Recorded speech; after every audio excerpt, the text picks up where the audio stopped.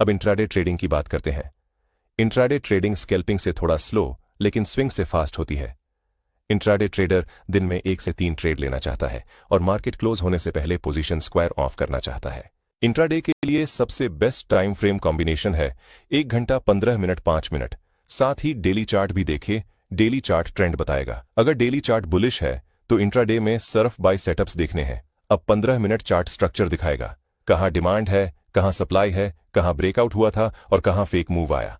अब 5 minute chart entry देगा, लेकिन एंट्री तभी जब हायर टाइम फ्रेम अलाइन हो। अगर डेली बुलिश और 15 मिनट बेयरिश तो ट्रेड अवॉइड करे। ये रूल सिंपल लगता है, लेकिन यही रूल 90% लॉस बचा सकता है। अब आते हैं स्विंग ट्रेडिंग पर। स्विंग ट्रेडिंग का मतलब है डेज या वीक्स तक ट्रेड होल्ड करना होता है। तो फिर 1 मिनट या 5 मिनट चार्ट का यहां क्या काम? कुछ भी नहीं। स्विंग ट्रेडिंग के लिए बेस्ट टाइम फ्रेम कॉम्बिनेशन है वीकली डेली 4 घंटे। वीकली चार्ट मार्केट की डायरेक्शन बताएगा, मार्केट बुलिश है, बेरिश है या कंसोलिडेशन में है। डेली चार्ट सेटअप दिखाएगा, breakout, pullback, support, bounce, trend continuation. 4 घंटे चार्ट बेटर एंट्री देगा और रिस्क रिड्यूस करेगा। अब समझते हैं सबसे बड़ी मिस्टेक।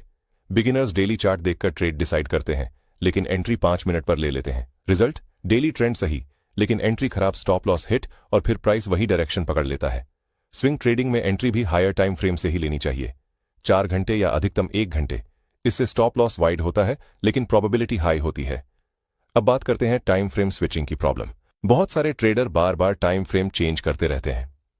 5 मिनट पर बेरिश तो 15 मिनट खोला, वहां बुलिश तो 1 घंटा खोला, वहां साइडवेज कंफ्यूजन ही कंफ्यूजन। प्रोफेशनल ट्रेडर पहले डिसाइड करता है मैं कौन सा ट्रेडर हूं।